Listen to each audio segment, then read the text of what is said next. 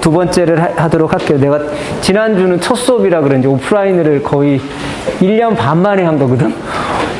작년이 내가 저거였어요. 연구년이라 수업을 하나도 안 해가지고 진짜 어리버리 어벙벙하더라고. 그래서 오늘은 약간 편안하게 시험은 이렇게 볼 거고요. 8교시면은 4시부터죠?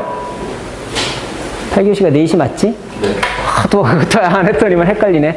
8교시부터 9교시까지 4시부터 6시까지고 지금 시험 문제는 50문제 냈고요.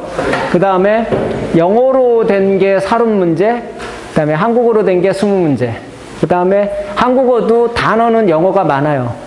그래서 번역판 보시면 그거 약간 주의하셔야 돼요. 꼭 단어는 맞춰보셔서 해야 돼요.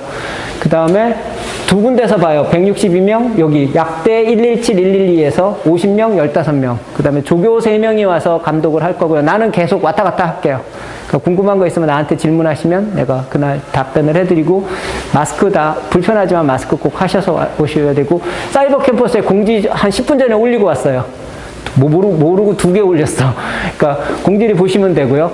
그 다음에 질문한 거에 대해서 간단하게 빨리 답변을 하고, 오늘은 전반적인 리뷰를 해주도록 할게요. 그 시험 문제, 예시 문제 풀어주고요. 한 친구가 글루포하고 인슐린이 있으면 PI3 카이나제 AKT 통해서 글루포가 위로 올라가고 글루코스가 들어온다 라고 했죠. 그런데 쭉 오고 뭐라고 했냐면, 왜 간에서는 글루코스 합성을 억제하는지 근거가 이해가 되지 않는다. 과도하게 글루코스를 만들어서 그런 거냐. 생리학적 문제고요. 사실 과도하게 글루코스 만들기 때문에 그런 거고, 간에서 글루코스를 만드는 이유는 밤에 때문에 그래요. 우리가 일반적인 음식물을 섭취하지 않았을 때 간에서 글루코네오제네시스를 통해서 우리 몸에 필요한 영양분을 만들어내도록 하는 건데, 이 슬라이드는 정말 중요한 슬라이드예요. 왜냐하면 우리가 인슐린이라는 게 어떻게 신호전달 기전을 통해서 글루코스를 받아들이는지를 명확하게 보여주는 슬라이드예요. 인슐린 리셉터에 바인딩을 하면은 인슐린 리셉터가 리셉터 타이로신 카이나제에 의해서 이렇게 다양하게 포스포릴레이션 되면 IRS1이 바인딩하고, 이 IRS1이 포스포릴레이션 되면 PI3 카이나제를 활성화시키고, PI3 카이나제가 PIP2를 PIP3로, 근데 P10은 거꾸로 가게 만드는 거죠. 거꾸로 간다라는 건 PIP3가 PIP2로 되게 하는 거예요. 네거티브 컨트롤러서 작용을 하는 거고, P10이 있게 되면 당연히 원래 PIP3에 AKT랑 PDK1이 바인딩해서 AKT를 포스포릴레이션 시키는 건 PIP2에 PIP3에 바인딩하는 AKT와 PDK와 엠톡 컴플렉스 2가 AKT를 포스포릴레이션 시키는데, P10이 거꾸로 가버린다는 건 AKT에서 일어나는 시그널링 패스웨이가 다 억제된다는 얘기예요. 그리고 AKT가 액티베이션 되면 AS106이라는 여러분들한테는 강의 안 했던 게 액티베이션 되면서, 여기 엔도조말 상태로 있는 베지클에 담겨져 있는 글루포가 위로 올라가서 이렇게 글루코스를 받아들이는 아디포사이트나 스켈레탈 머슬에서 이런 일이 벌어진다 라는 걸 얘기했었고요. AKT 시그널링 패스웨이는 우리가 이미 익히 많이 배웠고요. 비슷한 거로 아까 그 간에서 나오는 건 이거죠. 판크레아스의 베타셀에서 인슐린을 만들어내면, 음식물 먹으면 글루코스를 받아들이는 쪽으로 하나 가고요. 앞에서 봤던 시그널링으로. 또 하나는 판크레아스의 베타셀에서 분비된 인슐린이 리버에서 글루코네오제네시스를 혹은 글라이코제노라이시스를 억제하겠죠. 이유는 다 글루코스 못 만들게 하려는 거고, 못 만드는 이유는 아까 음식물을 먹었는데 리버가 또 만들 이유가 없잖아요. 그래서 억제하는 거고요. 이거 관련된 게 뭔지는 설명을 했고요. 이게 정상적인 상태고, 다이아빗 상태에서는 이게 다 깨진다라는 거 얘기했었고요. 그 다음에 비슷한 얘기예요. AKT가 여기 보면 PKB가 AKT잖아요. 그래서 GSK3 베타로도 가고, AS160 글루포 위로 올라가서 글루코스 받아들이는 거. 비슷한 시그널링 패스웨이 또 있죠. PIP2, PIP3, P10 거꾸로, AKT, PDK1하고 엠톡 컴플렉스 2가 AKT 활성화. 그 다음에 AS160에서 글루포 올려주고 받아들이는 거. 이거 이외에도 AKT는 엠톡 컴플렉스 1하고 밀접한 연관관계가 되어져 있죠. 그걸 굉장히 많은 사람들이 질문을 했었어요. 뒤에서 다시 나와요. AKT, GSK3 베타하고의 연관관계 다 나와 있었고요.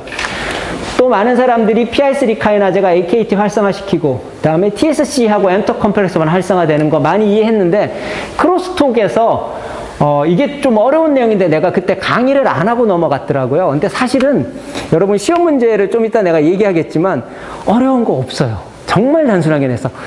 지금까지 낸 것 중에서 50문제 중에 단순함기가 아닌 것 딱 하나예요. 근데 그거조차도 사실은 단순함기예요. 실험적 데이터를 머리를 써서 하는 건 딱 한 문제고 나머지 다 단순함기예요. 그러니까 지금도 안 늦었으니 공부하시라고요. 그러니까 단순한 게 이렇게 복잡하게 안 냈어요. 여기는 이 친구는 무슨 얘기냐면 이 친구랑 이 친구가 같은 얘기인데요. 크로스톡을 AKT가 하는데 AKT가 왜 라프를 억제하는지 그게 이해가 안 간다 그러더라고요. 그래서 예리하게 잘 본 건 맞아요. 그분이. 이 질문이나 같은 질문이거든요. 그래서 보시면 우리가 배웠던 엠토 컴플렉스는 시험 문제를 내면 내 시험 문제 가르쳐 줄게요. 하나는 이렇게 냈어요. 그냥 다음 중 엠토 컴플렉스 1에 대해서 맞게 고른 걸 다 고르시오. 혹은 틀리게 한 걸 다 고르고 틀린 걸 바르게 고치시오. 그렇게 문제를 냈어요. 1, 2, 3, 4, 5, 6, 7, 8, 9, 10. 5지선다는 아니에요. 그런 거는 10지선다나 12지선다 이런 거예요. 그러니까 여기서 관련된 거를 그냥 쭉 나열을 했어요. 이게 이 패스웨이를 기억하고 있으면 패스웨이가 성립이 되는. 그러니까 따로 설명을 해드리면 나중에 다시 설명을 해줄게요. 내가 전체 리뷰할 때 이 패스웨이가 중요하고 여기서 보시면 AKT를 중심으로 해서 보면 AKT가 TSC 1, 2를 블락한다고 되어 있잖아요. 그리고 어크도 블락한다고 되어 있고 말씀드린 대로 AKT도 살아가자 시그널이고 어크도 살아가자 시그널인데 내가 잠깐 하면서 중간에 이런 얘기를 했었어요. 기억하실지 모르겠지만 시그널 패스웨이는 환경적 요인에 의해서 혹은 어떤 조건이냐에 따라 어느 세포이냐에 따라 이게 캔서냐 정상세포냐에 따라 다 바뀔 수 있다고. 그래서 어크를 맵카이나제 하면서 그 얘기 했었잖아요. 맵카이나제는 3개가 있다. 어크가 있고 P38 JNK가 있다. 기본적으로 어크는 살아가자 시그널이고 프로리포레이션이나 디퍼런시에이션을 하는 거고 JNK랑 P38은 스트레스 시그널링 패스웨이이기 때문에 에이팝토시스로 가긴 한다. 그러나 항상 이런 거 아니다. 꼭 얘기했잖아요. 항상 그런 게 아닌 게 앞에 이 질문의 답이에요. 사실은 항상 이런 게 아니에요. 조건에 따라 다 바뀌고요. 바로 뒤쪽 슬라이드에서 보여줄게요. 그래서 얘네들이 이걸 억제한다라는 게 어크나 AKT나 다 카이나제란 말이에요. 카이나제이기 때문에 TSC2를 포스포릴레이션 시킨다는 얘기고 얘가 포스포릴레이션 되면 14-3-3이 얘를 붙잡고 바깥으로 끌고 나가버려요. 그럼 얘가 떨어지기 때문에 얘가 활성화가 안 되고 얘가 활성화가 안 되니까 RHEB를 억제를 못하게 되고 그래서 엠토 컴플렉스 1이 활성화가 되는 거예요. 그 순서를 잘 기억을 하시고 여기서 또 중요한 거 하나는 S6 카이나제가 활성화돼서 쭉 온 다음에 요거를 잘 따라가야 돼요. 내가 이렇게 따라가서 IRS1을 블락킹해요. 그러니까 이게 왜 중요하냐 하면 생각해 보세요. 우리가 음식을 많이 먹었어. 음식을 많이 먹으면 인슐린 시그널링 패스웨이에 의해서 AKT가 활성화될 거 아니야. 그죠? 활성화된 AKT에 의해서 엠토 컴플렉스 1이 활성화될 거잖아요. 엠토 컴플렉스 1이 활성화되고 이게 너무 엠토 컴플렉스 1이 과도해지면 S6 카이나제가 활성화되면서 인슐린을 억제해버리잖아요. 그러니까 이게 인슐린 레시스턴트의 한 가지 기전이에요. 이거 가지고 모든 걸 다 설명하지 못해요. 조건에 따라 시그널 패스웨이는 조건에 따라 다 다르다니까. 그러나 엠토 컴플렉스 1이 활성화가 되면 안 좋은 것 중에 하나가 이거예요. 그렇게 전반적인 상황을 이해해 주시면 되고요. 그 다음에 혹시 엠토 컴플렉스 1에 대해서 뭐 이렇게 이걸 쓰시오 했는데 뭐 여기 보시면 오토파지는 엠토 컴플렉스 1이 활성화되면 오토파지는 당연히 억제하겠죠. AKT가 활성화되면 어크가 활성화되면 오토파지는 억제돼요. 억제된 이유는 오토파지가 뭐 하는지 알면 되잖아요. 오토파지가 하는 일은 먹고 사는 거 먹고 살지를 못하니까 내가 굶어 죽을 정도가 되니까 장기 안에 있는 셀 안에 있는 오가넬이 부셔가지고 아미노산으로 쓰려고 하는 거 아니에요. 그죠? 재활용하려고 하는 거잖아. 당연히 먹을 게 많은데 AKT나 어크가 활성화된다라는 건 먹을 게 많고 음식물을 충분히 섭취한 상황인데 오토파지를 할 이유가 없잖아요. 그죠? 그리고 오토파지는 에이팝토시스랑 또 밸런스를 이루고 서로가 서로를 방해하고 있고요. 그런 거 비슷한 건 앞에서도 또 봤었잖아요. 서로가 서로를 물고 물리는 거. 오토파지랑 에이팝토시스도 그렇고요. 그 다음에 보시면 그래서 크로스톡에서 요것 때문에 아마 여러분들이 헷갈려 하셨나 봐요. PI3K, AKT 여기까지 이해가 가는데 얘가 왜 라프를 억제할까? 진짜 예리하게 본 것 같아요. 나도 이게 그냥 휙 하고 넘어갔던 거거든요. 그래서 문헌을 좀 찾아봤어요. 그런 게 있나. 나도 내가 연구하는 건 나도 몰라요. 2002년도 논문으로 JBC라고 되게 좋은 저널에 있더라고요. 라프 AKT 크로스토크 하는 레귤레이션에 관련된 논문이 있고 스위스 애들이 논문을 냈고 이거를 근거로 해서 아마 저런 가설이 생겼나 봐요. 얘네들 근거를 보면 이게 최종적으로 걔네들의 가설인데요. 요거는 데이터를 어떻게 해석하는지를 보여주기 위해서 이걸 시험 문제 냈다라는 게 아니에요. 냈을 수도 있고. 근데 어쨌든 이게 여러분 이런 시그널 패스에 여러분이 지금 외웠잖아. 이게 어떻게 실험을 통해서 구현되는지를 보는 건 되게 중요해요. 여러분들이 지금 세포생명공학 실험이 없어졌잖아요. 실험이 없기 때문에 이런 웨스턴 블롯을 여러분이 못 해보잖아. 못 해보니까 내가 말로라도 설명을 해야 되니까 이거 말고도 사실은 데이터가 훨씬 많은데 핵심적인 데이터 2개만 내가 들고 왔고요. 요거 가지고 이게 나온 거예요. 이 중에 일부가. 자, 어떻게 나왔나 잠깐 봐봐요. 한 가지 알아야 되는 건 LY294002라는 게 PI3 카이나제 이니비터예요. PI3 카이나제가 어디 있냐 하면 여기 이 동네에 있는 거. 얘 이니비터예요. 저 꼭대기를 치는 거예요. 그걸 기억해 주시고 그리고 요거는 한번 읽어보세요. 여기 읽어보시고 요 데이터 설명을 갈게요. 딴 거 다 복잡하니까 빼고요. 지금 LY294001이 요건 시간이에요. 3분, 5분, 10분, 30분, 60분에 PI3 카이나제 이니비터를 넣고 빼고 한 거거든요. 그리고 여기는 AKT가 포스포릴레이션 됐냐 안 됐냐, 그 다음에 어크가 포스포릴레이션 됐냐 안 됐냐. ERK는 1, 2, 2개가 있다 그랬었잖아요. 그것만 본 거고, 여기는 어크의 토탈 폼이에요. 이건 토탈 폼은 뭘 했냐 하면 여기 잘 보면 얘는 증가했고 얘는 줄었고 뭐 이러잖아요. 근데 옛날에 데이터 조작하는 인간들이 여기다가 단백질을 10마이크로그램 걸고 여기는 단백질을 1마이크로그램 걸었어. 그럼 이런 식으로 나올 거 아니야. 진짜로 조작해요. 하는 사람 많고요. 심지어는 포토샵으로 조작하는 인간들도 있어요. 조작 많이 해요. 생각보다 사람들이. 여러분들도 그 유혹에 반드시 빠질 거예요. 절대 빠지면 안 돼요.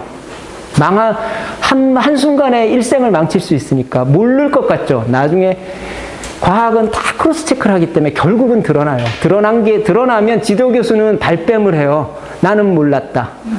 지도 교수는 알 수도 있었는데 지도 교수 책임인데 학생한테 다 미루거든요. 그러니까 나중에 박사학위나 석사할 때 절대 유혹에 빠지지 마세요. 포토샵으로 특히. 어쨌든 그거 다 결국은 뽀롱이 나요. 어쨌든 그거를 나는 조작 안 했어요를 증명하려고 토탈 어크를 보내줘요. 그러면 나는 다 똑같은 농도의 단백질이 걸었어요를 보여준 거예요, 이게. 여기 데이터 딴 거 복잡하니까 다 보지 말고 심플한 거. 요거 2개만 봐봐요. 그냥 10분 때나 5분 때를 봐봐요. 5분 때를 보면 얘가 지금 PI3 카이나제 이니비터잖아. PI3 카이나제 이니비터를 넣으니까 AKT가 어떻게 됐어요? 포스포릴레이션이 아예 안 됐죠. 이론적으로 가능하죠. 앞에 다시 넘어가 볼게요. PI3 카이나제가 이니비션 되면 여기는 AKT가 인덕션 안 하겠지. 당연히 얘 여기서부터 블록됐는데 뭐가 일로 내려올 수가 없잖아. 그죠? 여기까지 이해 갔죠? 그래서 AKT는 아무것도 안 일어났고요. 얘를 이니비션 안 하면 AKT가 포스포릴레이션 된 거예요. 이건 웨스턴 블롯으로 확인한 거예요. 웨스턴 블롯이 뭔지 모르겠으면 찾아봐야 돼요. 이걸 내가 설명하고 있을 수는 없어요. 지금은. 세포생명공학 1에서 배워요. 내가 강의할 때. 지금은 잘 모르겠고. 어쨌든 웨스턴 블롯에서 상황을 이해했죠. 밴드가 나왔으면 이거 활성화됐구나. 포스포 AKT니까 있으면 블록됐구나. 제대로 됐죠. 그 다음에 요거 밑으로 그대로 내려와봐요. 얘는 어크잖아. AKT가 활성화되면 AKT가 활성화된 거잖아요. 어크가 줄어들고 AKT가 활성화 안 되니까 AKT 활성화 안 됐잖아. 어크가 활성화됐어. 오히려. 그죠? 크로스 레귤레이션이 일어난 거잖아요. 그죠? 여기까지 이해가 갔죠? 여기는 어크 1, 2니까 이렇게 진하게 나오는 건 포스포폼이 진하게 나오는 건 어쨌든 어크가 포스포릴레이션 됐고, 포스포릴레이션이 된 게 항상 액티베이션 된 건 아니에요. 이미 우리가 그건 알잖아요. 근데 어크나 AKT는 얘네들이 썼던 지금 논문을 읽어보면 얘네들이 사용한 항체가 어떤 타이로신 뭐 몇 번째 포스포릴레이션을 잡아내는 항체냐 아니냐 그게 다 있어요. 근데 내가 그거 다 생략하고 얘기 안 해주는 거예요. 그냥 여기서는 AKT나 어크가 포스포릴레이션 되면 여기가 포스포릴레이션 된 건 활성화된 걸 찾아내는 항체를 쓴 거예요. 여기까지 이해가 됐죠? 요거 두 개 이해 갔죠? 딴 거 보지 마요. 그냥 5분만 봐요. 5분만. 사실 다 똑같은 컨셉인데 5분만 보면 AKT가 활성화가 안 되면 어크가 액티베이션 되고 AKT가 활성화되면 어크가 줄어든다. 어크 위에 뭐가 있어요? 어크 위에 랄프가 있죠. 그걸 얘네들이 또 찾아냈어요. 어떻게 찾아냈냐 하면 LI293을 쭈르 5분째 쳤어요. 치고 안 치고 한 거예요.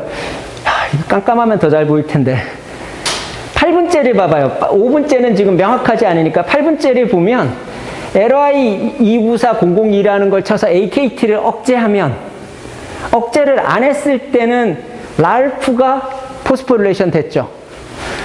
억제를 하면 랄프가 포스포릴레이션이 줄어들었죠. 그러니까 억제하면 줄어들었어요. 그죠? 근데 AKT가 뭐라 그랬어요? 카이나제죠. 얘도 카이나제이기 때문에 랄프를 억제한다라는 건 라프를 특정 부분을 포스포릴레이션 한다라는 의미잖아요. 그죠? 그래서 포스포릴레이션이 여긴 됐지만, 얘가 AKT가 활성화되면 포스포릴레이션이 당연히 되죠? 되지만 얘는 억제됐다라는 걸 의미하는 거예요. 여기랑 여기는 포스포릴레이션이 다른, 여기는 포스포릴레이션이 되면 활성화. 얘는 여기는 포스포릴레이션이 되면 억제된 거를 의미해요. 그걸 어떻게 알아요 도대체? 항체를 뭘 썼냐가 다른 거예요. 몇 번째 타이로신 포스포릴레이션을 뭐 몇 번째를 막을 거냐 볼 거냐를 결정하는 게 달라지기 때문에 그래요. 단크론 항체가 그래서 그만큼 중요해요. 단크론 항체도 또 설명이 많은데 그건 생략. 그래서 그렇게 보는 거고 여기는 라프의 엔티 라프 토탈 폼을 보여준 거예요. 여기 보면 이렇게 나오는 게 현실에 가까운 실험이에요. 어디는 많이 들어가고 어디는 적게 들어갔잖아요. 그럼 여기 보면 예를 들면 여긴 많이 들어가고 여긴 적게 들어가면 이게 더 현실감 있게 다가오는 거죠. 이제 보정을 또 해줘요 우리가. 어쨌든 이건 보지 마시고 헷갈리니까 여기만 설명을 할게요. 그래서 요거 이런 데이터를 가지고 AKT가 랄프를 포스포릴레이션 시켜서 억제하더라. 그래서 어크까지 영향을 미치더라. 라는 걸 증명한 논문이에요. 그래서 이런 데이터를 가지고 이거를 쭉 하고 우리가 그리는 거예요. 나중에. 그러니까 내가 이 데이터 해석하는 법을 가르쳐 드렸으니까 하여튼 잘 보시고. 이게 냈다라는 의미는 아니야. 내가 누누이 얘기하지만 이거 가지고 또 뭐 왜 안 냈어요 이러지 마세요. 설명은 이렇게 돼요. 그럼 이거에 대한 의미는 뭐냐 하면요. 우리가 알고 있는 AKT나 어크나 둘 다 살아가자 시그널인데 이건 이 논문에 있는 의미, 이게 브레스트 캔서에서 이렇게 나와요. 이 세포는 브레스트 캔서를 갖고 했어요. 유방암 세포주를 가지고 이 실험을 했고요. 요즘은 이 정도 해가지고는 좋은 논문에 못 실어요. 2002년도기 때문에 세포만 갖고 실험을 한 거거든요. 근데 지금은 이 정도 해가지고는 국내 저널에 실리기도 빡빡해요. 왜냐하면 이거는 유방암 세포를 가지고 실험을 한 거지 진짜 유방암에서 이런 일이 벌어져는 또 다른 스토리예요.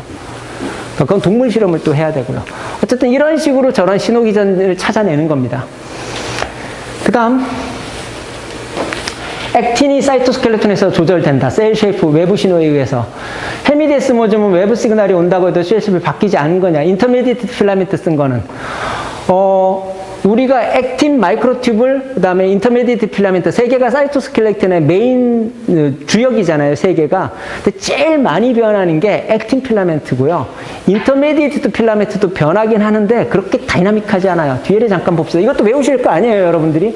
1학기 때 강의하면 이 그림을 내가 되게 중요하게 생각하는데 이게 마이크로튜블이고요. 그 다음에 여기가 인터미디에이트 필라멘트 이게 그다음에 이렇게 빨갛게 이렇게 된 게 액틴 필라멘트인데요.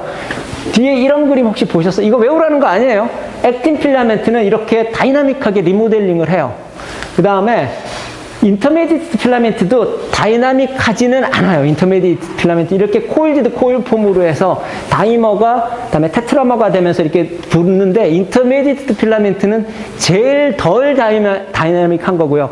주로 전체 세포 모양을 쉐입하면서 바꿀 수 있는 건 액틴하고 마이크로튜블이에요. 마이크로튜블도 보시면 이런 식으로 트레드밀링이라는 걸 하게 돼요. 그러니까 마이크로튜블하고 액틴이 주로 세포 모양을 변하는데 중요한 역할을 해요. 그건 왜 그러냐 하면 여기 보시면 짜잘한 건 액틴이고요. 마이크로튜뷸리 안 변하면 세포 전체 모양을 변할 수가 없어요. 왜냐하면 가장 굵은 뼈대요. 여러분 건물 질 때 철근으로 이렇게 63층 건물을 지면 철근이 먼저 올라가잖아요. 그 쇠로 된 뼈 따고 그게 마이크로튜뷸리고요. 사이사이에 이렇게 짜잘한 철근 들어가는 게 액틴 필라멘트, 인터메디트 필라멘트고 이런 외장 벽이 액틴이에요. 그러면 액틴은 우리가 모양을 바꾸려면 액틴부터 허물어야 되잖아.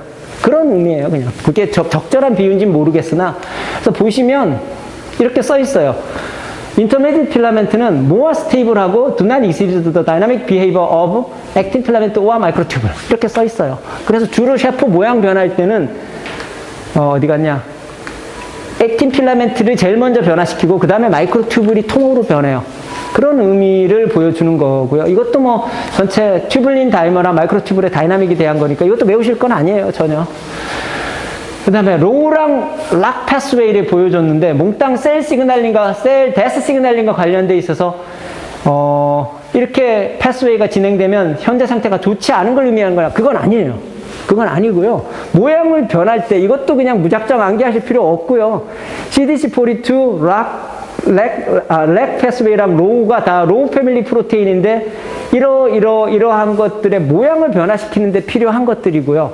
그 다음에 락 패스웨이는 여기서 봤었잖아요. 락이 세린스레오닌 카이나제고 로우 패밀리에 의해서 락이 활성화되면 하나는 라이트 체인을 포스포릴레이션에서 액티브 마이오신으로 바꾸는 거.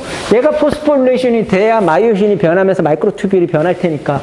근데 얘는 마이오신 포스파타제는 블락해야 되잖아요. 그것만 얘기하는 거예요. 모양이 변한다고 해서 얘가 몽땅 다 JNK 시그널이나 P38 시그널을 통해서 에이팝토시스로 가는 건 아니에요. 그건 아닙니다. 여기서 그러니까 질문은 요번에는 짧게 끝나서 요 정도로 하고 시험 문제. 약간만 서둘러서 할게요. 미안해요. 그 다음에 오늘은 혹시 6시 넘어서까지 버티기 힘든 분들은 가셔도 돼요.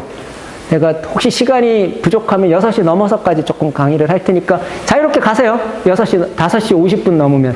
녹화하니까 혹시 6시 반 기차를 타셔야 되거나 6시에 저기 역공역에서 애인하고 데이트를 꼭 해야 돼.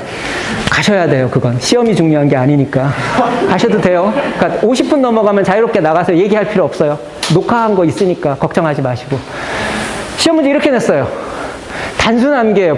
공부하신 분들은 알겠지만 보세요. 스테로이드 호르몬 에스트로겐에 의해서 시그널링이 뭐의 이그젠플이냐? 오토크라인, 엔도크라인, 파라크라인, 다이렉트 셀 투 셀.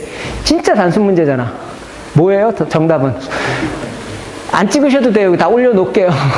다 올려놓을 거예요. 안 찍으셔도 돼요. 굳이. 속으로 생각을 해요. 엔도크라인이 스테로이드 호르몬이잖아. 호르몬이니까 당연히 엔도크라인이지. 그 다음 다이아실 글리세롤과 칼슘은 PKA, PKC, PR3, 칼슘 칼모딜린 디펜던트 카이나제. 칼슘이면 얘지. 혼자면. 근데 두 개니까 뭐예요? PKA, PKB, PKC, PKA 사이클릭 AMP부터 쭉 우리 공부했었고 PKC 뒤쪽에 있었고 PKB는 뭐예요? AKT. 그러니까 까먹으시면 안 돼요. PKABC는 정말 중요한 시리즈고요. 자, 속으로 생각했죠? 다들 맞출 거라 생각을 해요. 네. PKC. 그죠? 뒤쪽에 나온다고. 뒤쪽에 나온다는 게 정답이 두 개가 동시에 있고요. 그 다음, 이런 것도 그냥 단순 문제예요. 여기 또, 그러니까 영어로 됐다고 해서 약간 길어지면 내가 번역을 해줬어요. 30문제 정도가 영어 문제인데, 그 중에 2개 정도 내가 번역을 해서 문제를 냈어요. 왜냐하면, 혹시 또 길다고 영어 문제냐, 뭐, 우리가 영어 시험 준비하는 거냐, 그럴까봐. 영어가 요거보다 조금 더 긴 거는 있어요. 근데 이거는 여러분, 한국어로 봐도 충분히 할 수 있지, 그지? 충분히 할 수 있어요, 이건. 이 문제. 단순 문제죠, 얘도. PKA 포스포릴레이티드 프로테인에 바인딩하는 진의 리전이 어디예요? PKA에 의해서 액티베이션 되는 단백질이 트랜스크립션 팩터가 바인딩하는 리전. 뭐라고 부르죠? 속으로 생각하세요, 그냥. 사이클릭 AMP 리스폰스 엘리먼트 혹은 크레라고 써도 되고, 둘 다 정답으로 해줄게요. 그 다음에 내가 뭐뭐에 대해서 단어를 쓰세요라고 한 문제가 몇 문제 있어요. 근데 그거는 그 단어가 생각이 안 나면. 그러니까 예를 들면, 크레, 이런 문제는 아니고요. 크레가 생각이 안 났어. 그러면 구구절절히 써도 맞게 해줄게요. 그 단어를 아는 게 중요한 게 아니라 구구절절히 쓰는 게 중요하니까. 무슨 얘기인지 알죠? pKa가 활성화시키면, pKa 활성화시키는 게 뭐예요? 사이클릭 AMP죠? 사이클릭 AMP가 pKa 활성화시키고, 레귤레이터리 파트에 붙으면 카탈리틱 파트 두 개가 떨어져 나가고, 그래서 쭉 내려가서 pKa가 크레 바인딩 하잖아요. 그리고 크레 바인딩 프로테인이 있고, 그죠? 이게 CRTC하고도 이렇게 다 연관이 되죠? 그렇게 쓰시면 돼요. 오케이. 그 다음, 또 이런 거. 크로스톡 관련된 문제고요. 이거는 좀 어렵죠. 이 문제가 제일 어려울 거야. 왜냐하면 내가 강의를 깔끔하게 안 해줬어, 이 부분을. 사실은. 크로스톡과 관련된 문제고요. 크로스톡이 생기는데 멀티플 패스웨이가 여러 개가 연결돼서 생기는 거. 셀 안에 이런 걸 뭐라고 불러? 알고 보면 되게 우습지만 패스웨이 맨 뒤쪽 슬라이드에 내가 이거 강의할 때 마음이 급해가지고 강의를 안 하고 ER 스트레스로 후다닥 넘어가 버렸어. 여러분 잘 보시면 강의 슬라이드의 맨 위에 제목으로 있어요, 이게.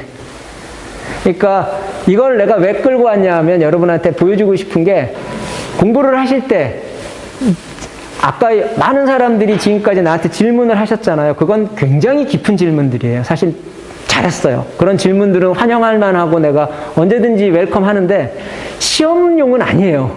깊은 생각은 좋은데 시험은 진짜 심플하게 냈어요. 이런 아까 앞에서 진짜 단순한 기잖아. 스트레이트 오면 이거 다 그렇게 냈어요. 왜 그렇게 낼 수밖에 없는지는 뭐 이건 따로 나중에 시간 남으면 그때 합시다. 하여간 요거는 그래서 내가 얘기하고 싶은 건 제목을 잘 보라고요. 제목에 메인 핵심이 있어요. 시그널링 네트워크 별거 아니죠. 다 보면 되게 우습죠. 근데 어쨌든 이런 식이에요. 문제들이 되게 단순해요. 그다음에 이거 봅시다. 또 아까 파라크라인 시그널링이 뭐냐를 묻는 거예요. 그냥 요게 좀 긴 문제야. 요런 거. 이건 내가 번역 안 했어요. 이런 건. 이거는 할 수 있잖아. 그러니까 내가 지금 두 개나 갖고 왔잖아. 오토크라인, 파라크라인, 엔도크라인, 셀 투 셀 다이렉트 인터랙션. 이거를 냈는데 틀리면 진짜 여러분 문제가 있는 거예요. 이건. 예시 문제 2개 갖고 왔으면 중요하다고 생각을 하고 내가 문제를 냈다는 의미예요. 그죠? 녹화 다 되지. 얘네들만 가르쳐주면 안 돼. 그럼 뭐예요? 정답은? 파라크라인 시그널링 패스웨이가. 속으로 또 생각했나요? 이거는 딱 보면 답이 나와야 돼요. 이게 영어 번역 안 해도 돼, 사실은. 파라크라인이 뭔지만 보면, 그거군. 이 단어가 나온 게 몇 개 없잖아. 그죠? 이거밖에 답이 될 수 있는 게 뭐가 있어. 얘랑 얘는 뭔데요? 클로즈. 이거는 번역할 수 있잖아요, 여러분들이. 그죠? 이건 내가 일부러 안 했어요, 이런 거. 이걸 냈다라는 건 아니야. 여기서 낸 것도 있을 수 있지 뭐. 요것도 조금 이제 어려운 문제. 보시면 스티뮬레이션 안 시킨 셀에서 NF-kappa B 프로테인이 불활화 상태로 유지되고 있다. 이와 이거에서 어떤 거?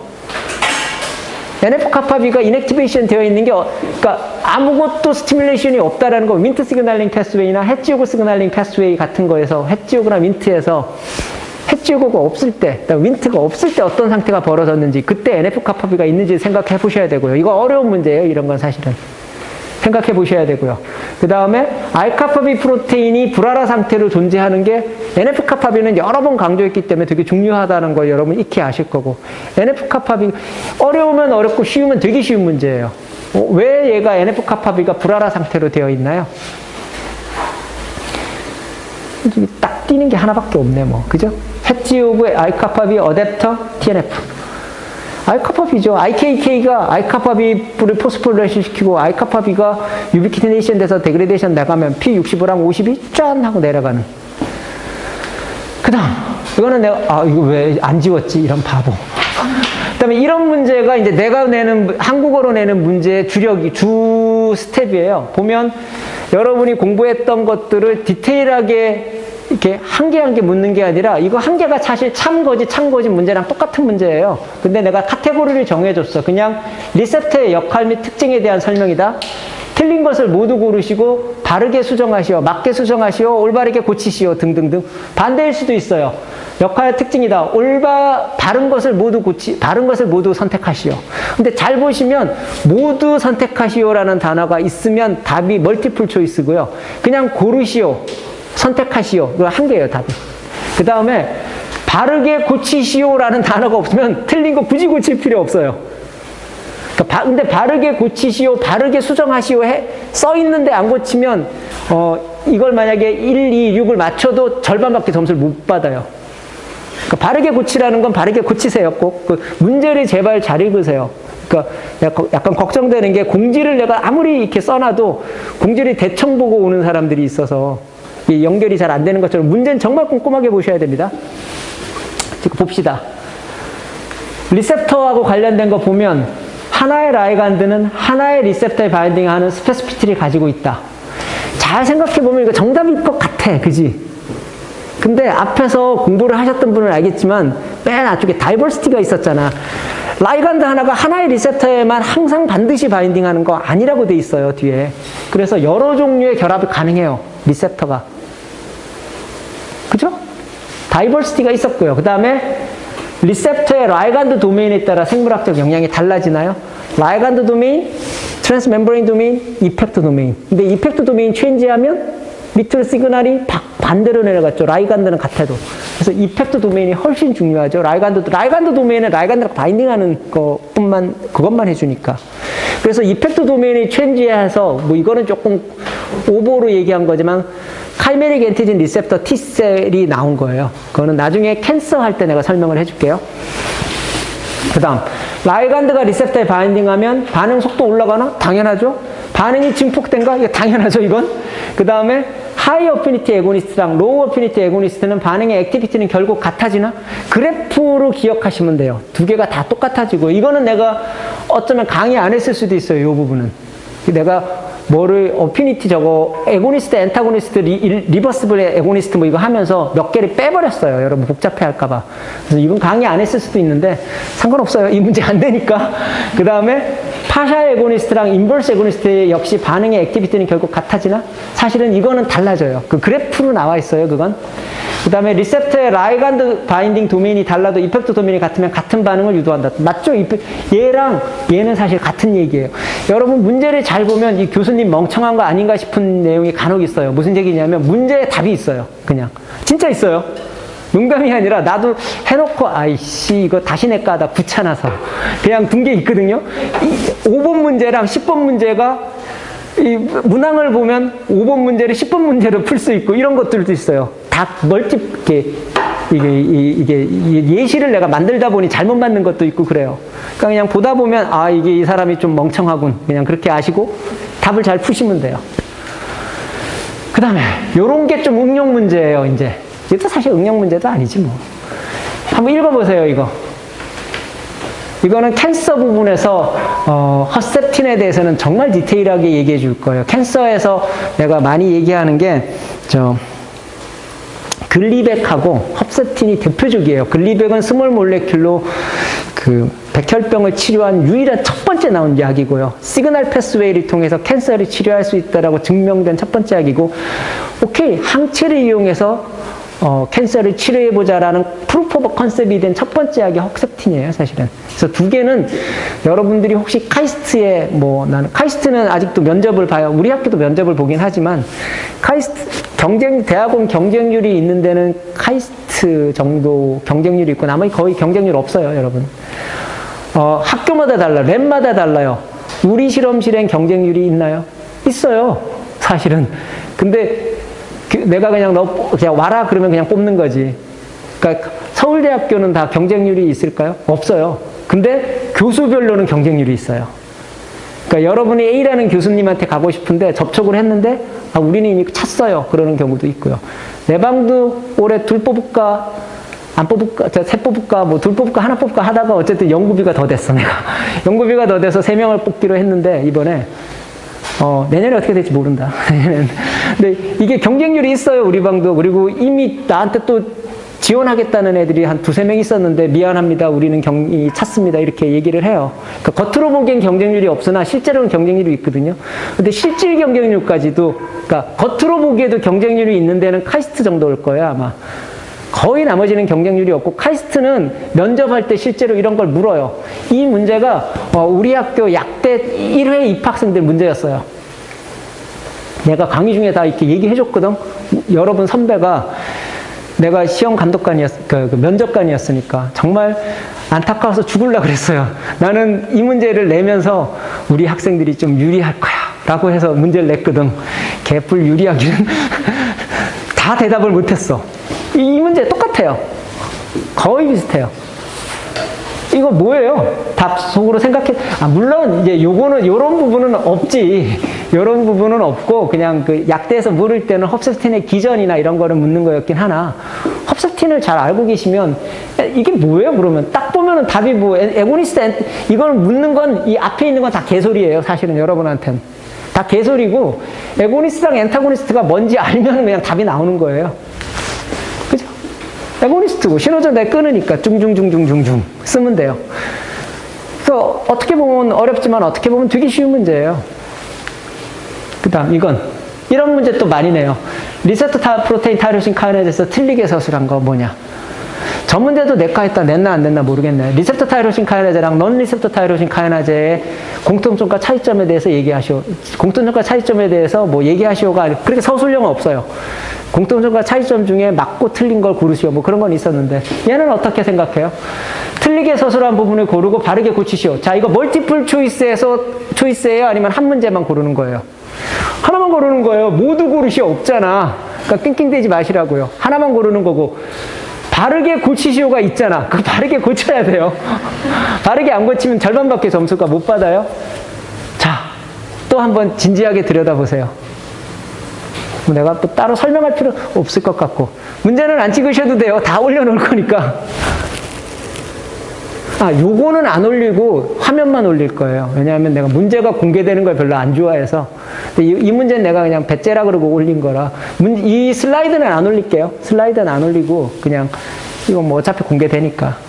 어떻게 생각하시나요? 뭐 여러분 후배들은 또 이거 절대 안 볼 테니까. 자, G 프로테인 커플드 리스트와 달리 이거 과 달리 와 달리 이런 건 나한테 묻지 마요. 그냥 알아서 세 개 들으세요. 그 다음에 간혹 영어 스페링이 이게 E가 아니라 뭐 E가 빠졌는데요.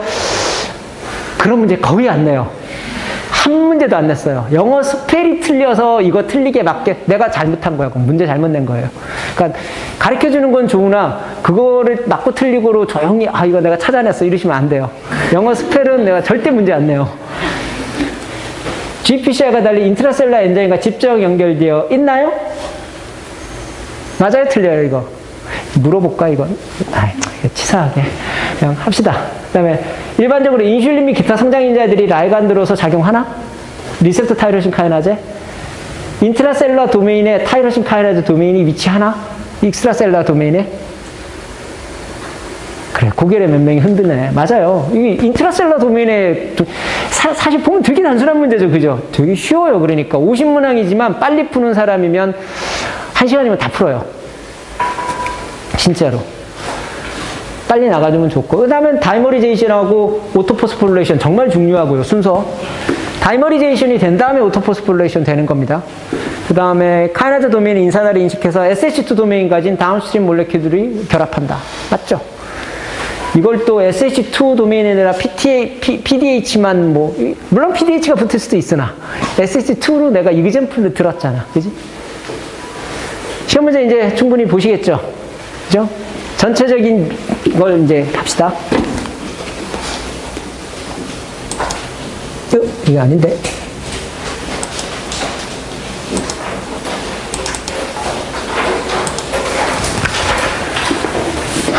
혹시 질문 5% 온 사람들이니까 질문 특권이 있어야지. 실시간 질문 공부하다 보니까 이거 헷갈려요. 헷갈리는 거 아니고 사람들이 질문하시는 부분 너무 깊게 들어가면 시험 문제 안 된다고 하셨잖아요. 근데 이전에는 또 문제에서 질문한 부분을 실제 하신다고. 좋은 지적이야. 그건 뭐냐 하면 질문 자체를 시험 문제 낸다는 게 아니라 누군가가 아까 엠토 패스웨이에 대해서 되게 여러 사람이 질문했잖아요. 엠토 패스웨이는 시험 문제 내겠다는 얘기예요. 단지 그 사람이 질문한 걸 깊게 낸다는 얘기는 아니고 쉽게 낸다는 얘기예요. 그냥 그 사람이 주로 질문했던 부분 똑같은 게 아니라 엠토면 엠토. 그다음에 AKT 시그널링 패스웨이면 AKT 시그널링 패스웨이, 인슐린은 인슐린. 여러 사람들이 질문한 게 있잖아요. 그거 위주로는 아니지만 어쨌든 사실 그분들이 질문한 게 다 중요한 것들이야. 다 중요한 걸 질문해서 그 질문을 내지는 않죠, 당연히. 그러면 너무 깊어져요. 여러분 시험 문제 못 풀어요, 그러면. 옛날에 내가 그렇게 낸 적도 있었어요. 여러분 03학번에서 05학번, 06학번 친구들까지는 이렇게 멀티플 초이스를 안 내고 그냥 다 서술식으로 냈거든요. 되게 힘들어했어요. 여러분 선배들이. 근데 대신 공부는 정말 많이 됐었어요. 그 친구들은. 근데 뭐 그건 그때고. 지금은 그렇게 안 내는 이유가 인원이 너무 많아요. 65명이면 내가 채점을 하는데 한 달 걸려요. 딴 일도 해야 되기 때문에. 한 사람, 하루에 1명, 2명밖에 못 매기고, 나중에 그걸 또 맞춰봐야 돼요. 서술로 쭉 했기 때문에. 이 사람은 20점 만점에 5점 줬는데, 얘랑 비슷하게 쓴 것 같은데, 어떤 애는 4점을 준 게 있어. 그럼 두 개를 또 펼쳐놓고 이렇게 들여다봐야 돼. 그래서 진짜 오래 걸려요.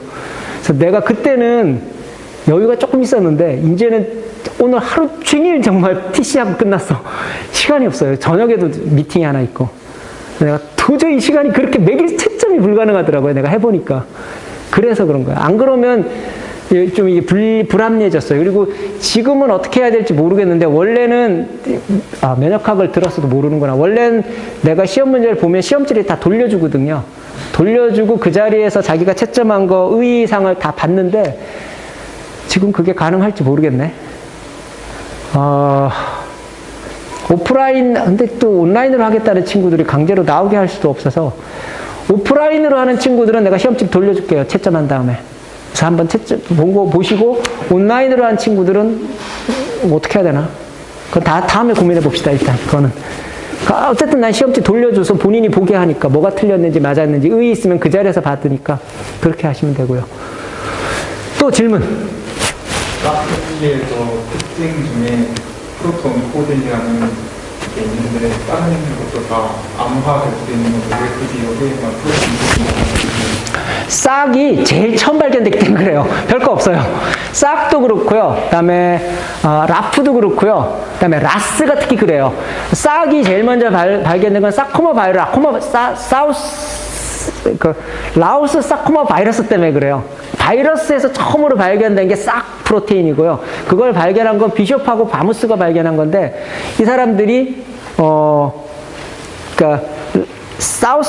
라오스 사코마 바이러스가 어떤 거는 암을 유도하고 어떤 건 암을 안 유도하라는 걸 찾아냈고요.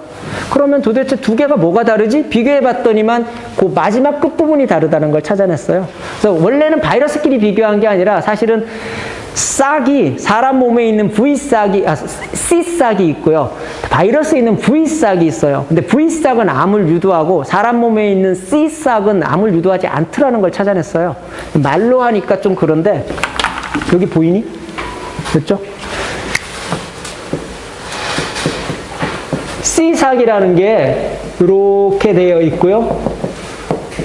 V싹이라는 거를 찾아냈는데, 싹이 아니라 라오스 사코마 바이러스를 처음에 라오스 사코마 바이러스가 캔서를 유도하더래요. 닭에서. 근데 라오스 사코마 바이러스에 있는 싹이 캔서를 유도하는 걸 찾아냈는데, 아니야. 라오스 사코마 바이러스가 캔서를 유도하는데 얘가 갖고 있는 유전자 중에 사람하고 똑같은 걸 찾아냈어. 그게 싹이었어요. 그러니까 싹이 라오스 사코마에 있는 건 V싹이라고 부르고 사람 몸에 있는 싹은 C싹이라고 부르는데 두 개가 다 똑같은데 C싹이 조금 짧아요. 요 부분 때문에 캔서가 되고 안 되고 하는 거예요. 그러니까 요게 있으면 온코제닉해지고 요게 없으면 얘는 프로토타입이에요. 프로토온코진이야. 프로토온코진이라 아직 얘는 캔서를 유도하지는 않아요. 근데 요게 있냐 없냐가 되게 중요하고 요게 뭔가 뒤져봤더니만 싹이라는 거로 찾아진 거예요. 그래서 요 유전자가 바이러스의 요 부분이 싹이 이렇게 차이가 나고 요 끝부분에 싹이 V 싹이 요걸 갖고 있기 때문에 온코제닉해지는구나 라는 걸 최초로 증명한 거야. 저게 왜 중요하냐면 캔서 할 때 설명을 하겠지만 유전자의 변형 때문에 캔서가 된다라는 걸 최초로 증명한 거예요. 지금은 여러분들이 이미 상식화돼 있어서 유전자가 뮤테이션 되거나 에피제네틱 팩터가 변하거나 뭐 필라델피아 유전자가 생겨서 뭐 크로모즘이 바뀌면 BCR ABL이에요. 그건 필라델피아 유전자는 무슨 소리 몰라도 돼요. 캔서에서 다 자세하게 설명해 줄게요. 유전자 때문에 캔서가 된다는 걸 우리가 이미 알잖아. 근데 1960년대 캔서가 어떻게 되는지 아무도 몰랐어요. 도대체 왜 이 사람은 캔서가 걸리고 이 사람은 캔서가 안 걸릴까? 캔서를 그래서 많은 이그젠플들이 있었어요. 뭐 바이러스 때문에 된다, 아니다, 환경적 요인이다. 뭐 그때 유전자를 어렴풋이 알고 있었으니까 유전자의 변형 때문에 된 거다. 가설만 많았지 증명한 사람은 아무도 없거든요. 근데 이 사람들이 싹을 가지고 최초로 증명했어. 싹이 이렇게 되면 V싹을 사람 몸에 넣으면 캔서가 돼요. 라는 걸 증명한 거야. 그래서 노벨상을 받은 거예요. 그래서 싹 갖고 계속 스토리를 풀었지. 사실 싹보다는요, 진짜 이런 거에서 중요한 건 싹은 실제로 캔서에 아주 작은 퍼센트만 영향을 미치고요. 라스가 훨씬 중요해요. 라스가 온코제닉한 거가 이거 정말 중요해요. 라스가 뮤테이션 되고. 그 다음에 캔서에서 중요한 건 리셉터 타이로신 카이나제예요. 사실은 카이나제의 그 리셉터 타이로신 부분이 망가져가지고 라이간드가 그로스 팩터가 없는데도 지들끼리 다이머리제이션을 해가지고 오토포스폴레이션 해서 시그널이 무조건 내려가거든요. 그로스 팩터가 없는데도. 그래서 캔서가 많이 돼요. 그 부분은 캔서에서 매우 재밌게 디테일하게. 캔서가 되게 재밌어요.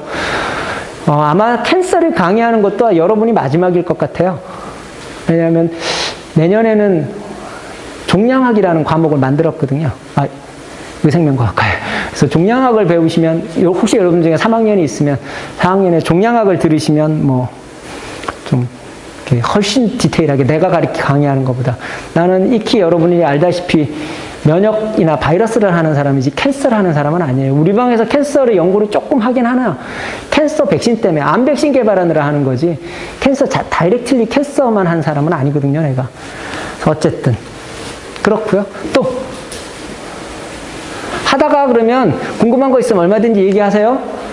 시그널링과 관련된 얘기가 쭉 나왔고요. 그 다음에 시그널링 패스웨이가 뭐다. 다이렉트 셀 시그널링과 세크리티드 몰레큘에서 나오는 거 쭉 설명을 했고, 이거 다이렉트 셀, 엔도, 파라, 오토는 당연히 여러분들이 이게 내가 벌써 몇 문제를 냈겠어, 그지? 그러니까 이건 당연히 보셔야 되고요. 그 다음에 뭔지 보시고 관련된 이그젠플이 뭔지, 에스트로겐, 뉴로트랜스미터. 여기 스테로이드 호르몬은 없는데요. 너 나한테 그렇게 물으면 너 바보냐 그럴 거예요, 진짜. 스테로이드 호르몬이나 에스트로겐이나 도찐 개찐이잖아요, 그죠?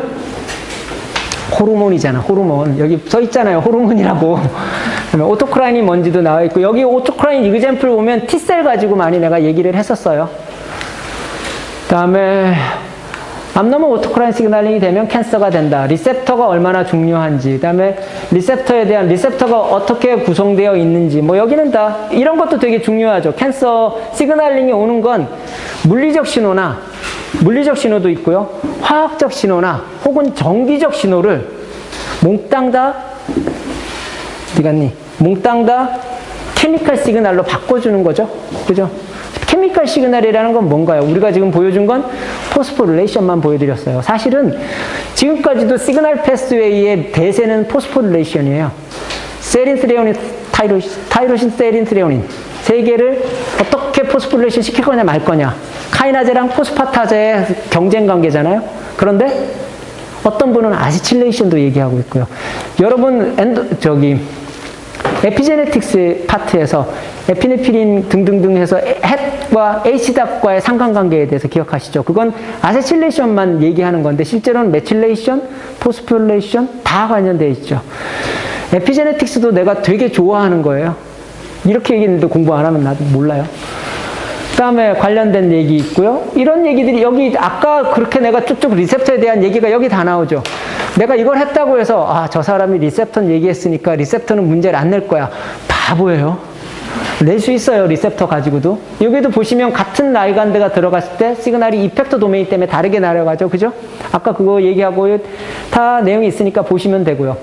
에고니스트와 엔타고니스트 얘기했었고요. 다음에 하이 어피니티 에고니스트, 로우 어피니티, 파셜 에고니스트, 인버스 에고니스트. 여기까지만 내가 얘기했나 봐요. 아마 여기 원래 다른 게 좀 몇 개 있었는데 다 빼버렸고요. 꼭 한번 보시고요. 이런 것도 한번 보시면 되고요. 네트워크는 여기도 나오네. 이것도 내가 여러 번 얘기했었었죠. 이거나 이거 연결하는 거에 대해서 어떻게 인덕션 되는지 이것도 잘 보시면 되죠. 이게 어떻게 연결되는지 디센서타이제이션에 대해서 얘를 보고 얘랑 그 다음에 얘를 이걸 보고 맞춰내실 수 있죠. 당연히. 그죠? 이건 뭐 상식이니까.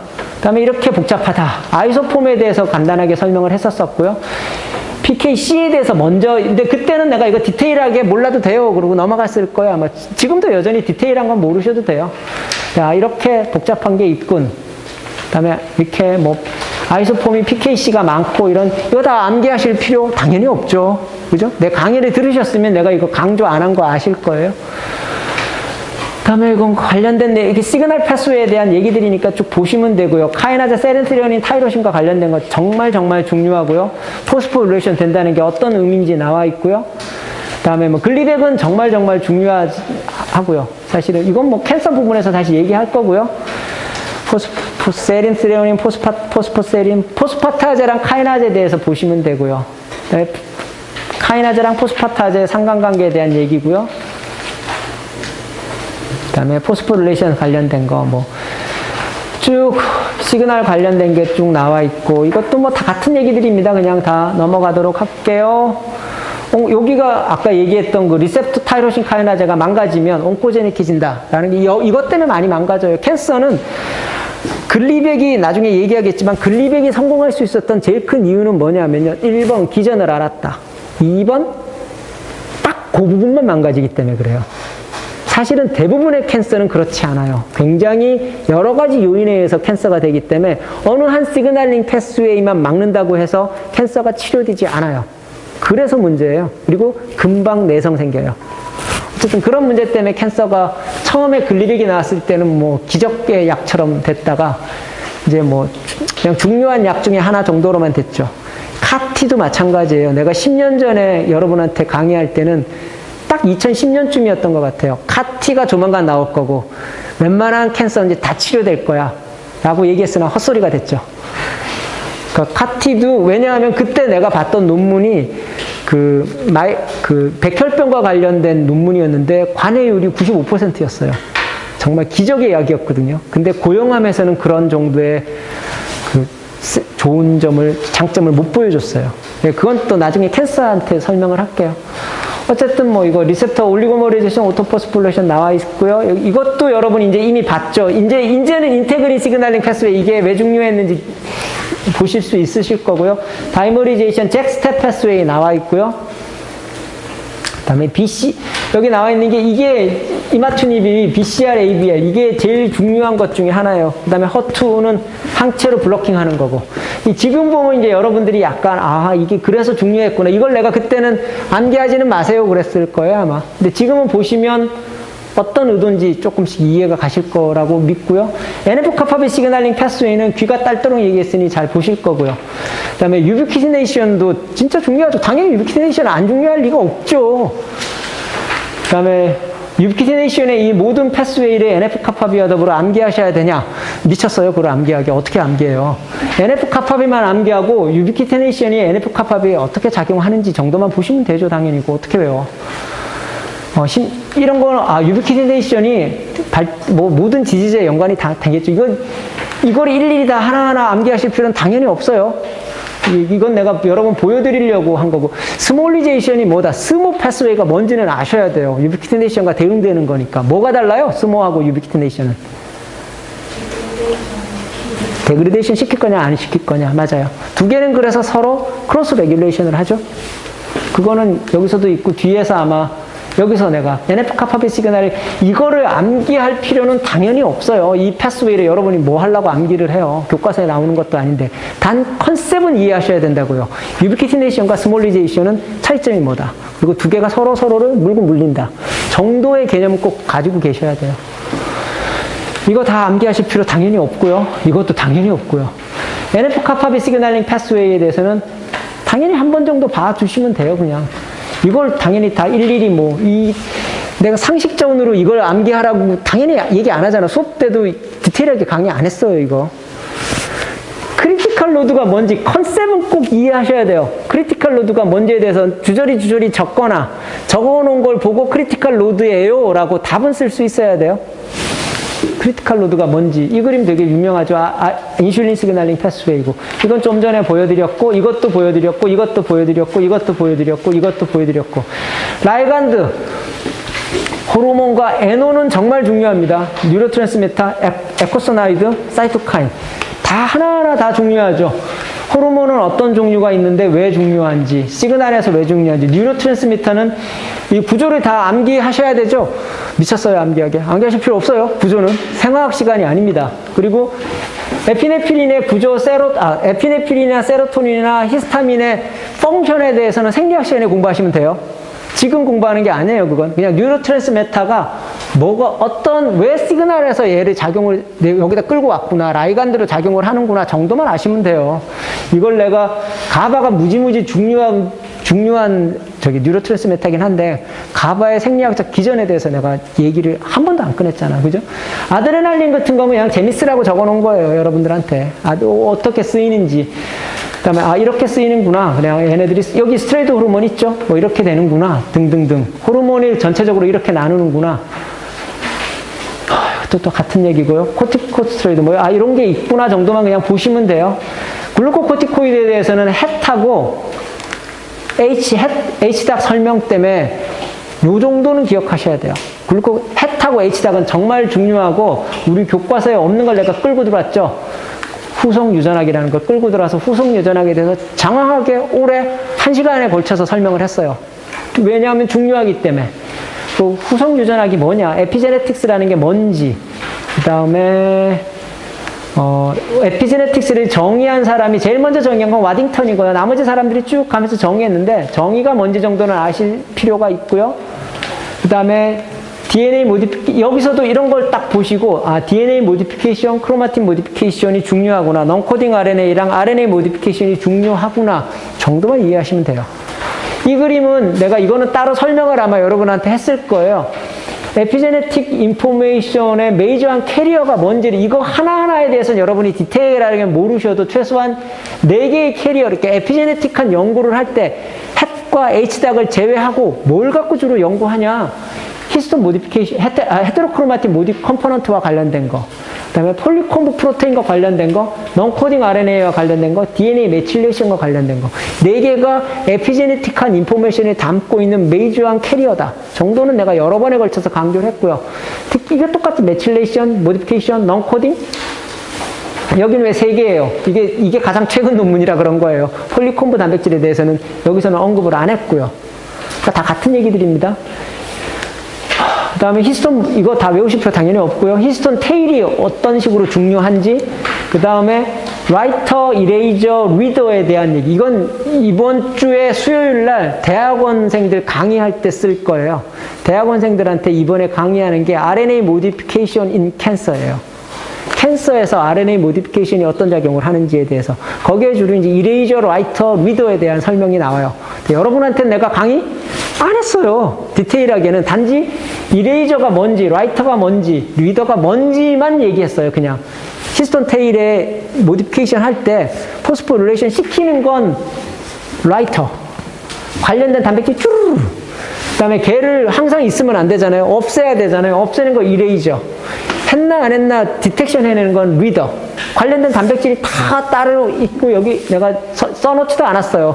관련된 단백질이 쫙 있어요. 굉장히 많이. 그리고 그걸 타켓으로 하는 신약들이 개발되고 있어요. 어쨌든 그렇고요. 이것도 뭐 보시면 되고요. 자, 에피제네틱스랑 제네틱스에 대한 뭐 얘기가 나와 있었고요. NO는 하늘이 열종나도 진짜 디테일하게 공부하셔야 되는 거예요. NO는 특히 어떤 역할을 하는지 보시고 기전을 달달달 암기하십시오. 진짜 NO 중요해요. NO는 내가 여러 번 얘기했잖아요. 잡지가 있을 정도라고. NO 가지고 약들 정말 많이 나왔어요. NO에 대해서는 꼭 IS 등등등 공부를 해보시고요. 그 다음에 우리 교과서에는 없지만 내가 강조한 게 하나 있어요. 나이트레이트, 나이트릭 옥사이드 패스웨이. NO 시그널링 패스웨이가 얘는 왜 이렇게 나와 있죠? 패스웨이가 하나는 우리가 알고 있는 NO는 아르지닌에서 시트룰린 만들어낼 때 NO가 나오는 거잖아요. 근데 NO의 부산물인 나이트라이트가 거꾸로 올라가서 NO를 만들어낼 수도 있다. 라는 거. 그리고 이게 어디 갔냐? 중국에서 옛날에 화약이나 뭐 껄음 가지고 심장병을 치료했다. 그런 얘기 간단하게 해줬잖아요. 물론 대면 강의를 했으면 내가 이게 둔왕에서 발견된 서적에서 찾아낸 얘기거든요. 내가 히스토리를 좀 더 자세하게 얘기할 텐데 대면 강의가 아니다 보니 요약해서 하다 보니 내가 그냥 아주 핵심적인 얘기만 하고 그냥 패스했을 거예요. 나중에 오면 내가 디테일하게 알려줄게요. 되게 재밌어요, 이 논문. 어쨌든 그렇고 이거 여러분이 암기하실 거 당연히 아니죠. 이런 건 그냥 컨셉만, 이런 논문을 내가 끌고 온 거는요, 이 논문의 기본 컨셉은 꼭 기억하세요. 그리고 M2 패스웨이처럼 디테일하게 강의한 부분이 있을 거예요. 그건 정말 열심히 보셔야 돼요. 강의한 부분은, 강의 안 하고 내가 그냥 컨셉만 이렇게 이런 부분도 쭉쭉쭉 넘어간 건, 이런 건 뭐 제대로 강의 안 했을 거예요. 아, 이런 게 있군. 그리고 넘어가면 돼요. 학부기 때문에 디테일하게 할 수가 없어요, 학부는. 그러니까 대학원생들은 어떻게 공부하냐 하면 요번에 아까 RNA 모디피케이션 인 캔서잖아요. 그 리뷰 페이퍼가 있어요. 네이처 리뷰 인 캔서라고요. 그 네이처에서 나온 리뷰 논문들이 캔서와 관련된 것만 한 학기 내내 나랑 공부하는데 리뷰 논문이 한 20페이지에서 30페이지쯤 되는 게 있거든요. 그래서 그거 한 표씩 나눠주고 혼자 발표하라고 그러면 이렇게 아무것도 못하니까 발표할 때 내가 옆에서 서서 이건 이거고 이건 이거고 얘기하면서 진행을 해요. 그렇게 진행을 하기 때문에 대학원생들은 좀 더 디테일하게 강의를 해요. 여러분들은 그렇게 할 수가 없어요, 도저히. NO 관련된 얘기 들어보시면 되고, 에코사노이드 진짜 중요해요. 특히 아스피린과 관련된 건 뭐 아스피린 여러분 맨날 먹잖아요. 먹는 거니까 중요합니다. 꼭 보셔야 되고요. 에코사노이드 관련된 거. 프로스트글란딘, 이건 다 같은 얘기들입니다. 이것도 디테일하게는 내가 강의 안 했었습니다. 그냥 프로스트글란딘과 리투키맙 요기 때문에 요거 어디 갔니? 류코트리엔하고 프로스트글란딘 때문에 갖고 나온 것 뿐이에요. 그러니까 요 슬라이드를 중심으로 해서 제일 중요한 건 교과서예요. 교과서 중심으로 공부하시면 되고요. 그 다음에 여기도 뭐 아라키도닉 엑시드하고 에코소나이드, 아라키도닉 엑시드 드라이브드 에코소나이드에 대한 특징이 있고요. 이거는 암기하실 필요 없고, 이거는 되게 중요하죠. 내가 하면서 몇 번 얘기를 했었잖아요. 에코소노이드라는 게 왜 중요한지에 대한 설명이 여기 나와요. 그 다음에 인펙션에, 이건 뭐 그냥 재미로 보시면 되고요. 같은 얘기들입니다. 이건 당연히 암기하실 필요 없고요. 이것도 당연히 모르셔도 되고요. 플랜트. 시험 문제 안 냈어요. 됐죠? 내가 몰라요, 플랜트를. 플랜트는 몰라서 생략. 리셉터 중요하고요. 리셉터가 뭔지, 이런 게 있군. 전반 리셉터 어떻게 찾아내는지 실험적인 방법으로 찾아내는 방법. 그 다음에 우리가 배운 걸 잘 생각해 보세요. G 프로테인, 이거는 내가 하나하나 안 넘어가고 여기서만 충 칠게요, 그냥. 리셉터 타입, G 프로테인 커플드 리셉터. 시험 문제 냈을까요, 안 냈을까요? 기억이 잘 안 나네. 냈나? 잠깐만. 거의 빼지는 않을 거예요, 내가. 리셉터 타이로신 카이나즈를.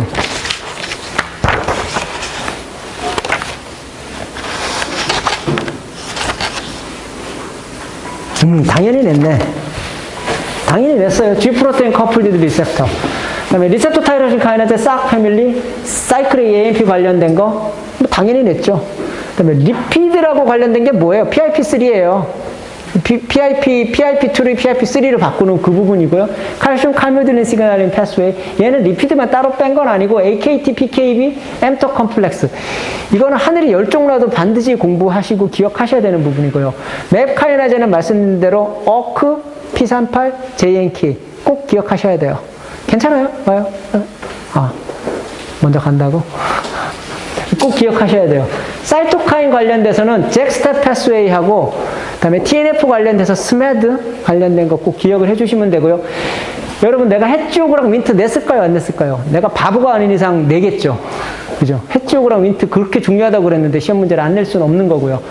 나치 시그널링 패스웨이는 다른 거랑 달리 뭐가 달라요? 나치 시그널링 패스웨이는. 리셉터 자체가 잘리잖아요. 바깥쪽을 잘라주는 건 아담에에서 잘라주고 안쪽은 감마 세크리타이저에서 잘라주고 교과서에는 아담이 없어요. 그렇지만 내가 아담 꼭 얘기했어요. 익스트라셀라 도메인 잘라야 된다고. 그래야 안으로 들어가잖아. 그러니까 되게 중요하고 나치. 그다음 어드이런트 몰레큘러와 관련돼서 인테그린 시그널링 패스웨이는 심플하게만 공부했고요. 아까 내가 필로포디아 뭐 이거 시험 문제 낸 적이 있어요. 과거에는. CDC42는 필로포디아를 가고 뭐는 뭐로 가고 뭐는 뭐를 가고로 했는데 이번에는 내가 그렇게 디테일하게 강의 안 했어요. 그 부분을. 그렇지만 한번 최소한 연결은 하실 수 있도록 만들어 보시고요. ER 스트레스는 내가 굳이 따로 빼서 강의했잖아. 그럼 시험 문제 냈을까요? 안 냈을까요? 당연히 내지. 내가 따로 뺐는데 어떻게 강의를 안 하겠어요. 그죠? ER 스트레스 되게 중요하고요. 오토파지 되게 중요하죠. 근데 오토파지는 뒷부분에서 여러분들한테 내가 따로 빼서 강의를 안 했어요. 저 엠토 컴플렉스 할 때 심플하게만 그냥 얘기했었어요. 그러니까 여기는 아마 옛날 거라서 내가 이걸 안 지웠다. 오토파지는 여러분들한테 디테일하게 강의 안 했고요. 그러니까 오토파지는 특별히 볼 거 없어요. ER 스트레스까지는 반드시 보셔야 돼요. 다 했습니다. 시험 잘 보십시오. 아직 안 늦었으니까 아직 한 열흘 남았잖아요. 열흘 남았으니까 내가 정말 거짓말 안 하고 신호 전달 기전이 이번 세포생명공학 2의 모든 거예요. 이거 챕터 16만 잘 해놓으면 나중에 대학원을 가던 제약회사에 입사를 하던 뭘 하던 저 드럭 딜리버리 할 건데요. 그걸 하던 시그널 패스웨이 없으면 약이 뭔지 이해를 못 해요. 그러니까 컨셉만 잘 잡아놓으시면 평생 먹고 살 수 있는 바탕이 될 겁니다. 너무 오래 하면 가연이가 이것도 디코딩을 못하니까. 또 질문. 궁금한 거. 뒷골목에서 나 때리지 마요. 저거 어디 집에서 두고 올 거니까. 학교에 컴퓨터에 없어요. 그러니까 학교 컴퓨터로 오려고 생각도 하지 마시고요. 시험 잘 보십시오. 고맙다.